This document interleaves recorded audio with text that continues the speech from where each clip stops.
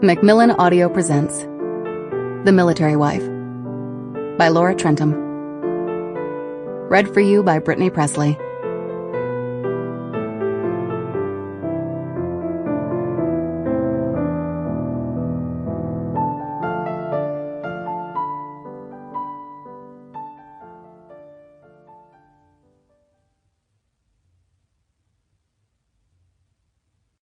Chapter 1.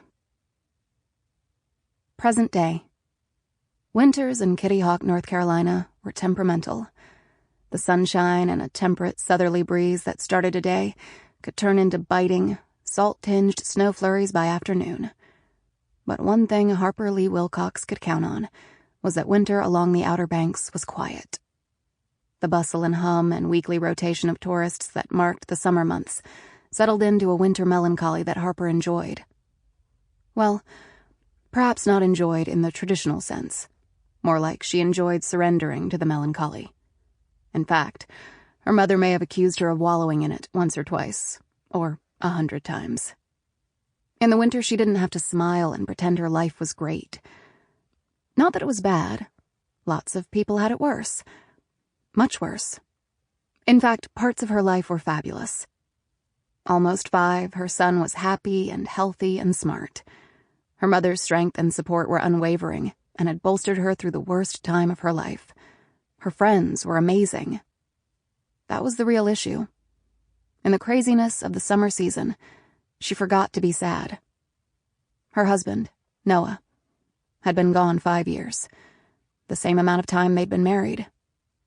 Soon the years separating them would outnumber the years they'd been together. The thought was sobering and only intensified the need to keep a sacred place in her heart waiting and empty. Her secret memorial. She parked the sensible sedan Noah had bought her soon after they married under her childhood home. Even though they were inland, the stilts were a common architectural feature up and down the Outer Banks. Juggling her laptop and purse, Harper pushed open the front door and stacked her things to the side. "I'm home!" A little boy careened down the steps and crashed into her legs. She returned the ferocious hug. Her pregnancy was the only thing that had kept her going those first weeks after she'd opened her front door to the Navy chaplain. "How was preschool? Did you like the pasta salad I packed for your lunch?" "It made me toot and everyone laughed, even the girls. Can you pack it for me again tomorrow?" "Ben, you shouldn't want to toot." Laughter ruined the admonishing tone she was going for. As Harper's mom said time and again, the kid was a hoot and a half. He might have Harper's brown wavy hair, but he had Noah's spirit and mannerisms and humor. Ben approached everything with an optimism Harper had lost, or perhaps had never been gifted with from the start. He was a blessing Harper sometimes wondered if she deserved. "Where's Yaya?" She ruffled his unruly hair. Of course, her mom had picked an unconventional name. Grandmother was too old-fashioned and pedestrian. Since she'd retired from the library, she had cast off any semblance of normalcy and embraced an inner spirit that was a throwback to 1960s bra burners and Woodstock. "Upstairs painting." Ben slipped his hand into Harper's and tugged her toward the kitchen. Bright red and orange and blue paint smeared the back of his hand and arm like a rainbow. At least her mom had put him in old clothes. Yaya gave me my own canvas and let me paint whatever I wanted. "And what did you paint?"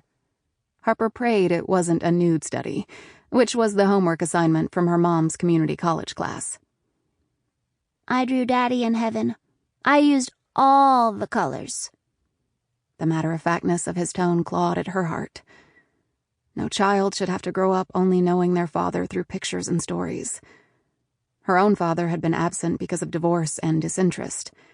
He'd sent his court-ordered child support payments regularly until she turned 18, but rarely visited or shown any curiosity about her. It had hurt until teenaged resentment scarred over the wound. Noah would have made a great dad. The best. That he never got the chance piled more regrets and what-ifs onto her winter-inspired melancholy. "I'm sure he would have loved your painting." Luckily, Ben didn't notice her choked-up reply. He went to the cabinet, pulled out white bread and crunchy peanut butter, and proceeded to make 2 sandwiches. It was their afternoon routine. Sample complete. Ready to continue?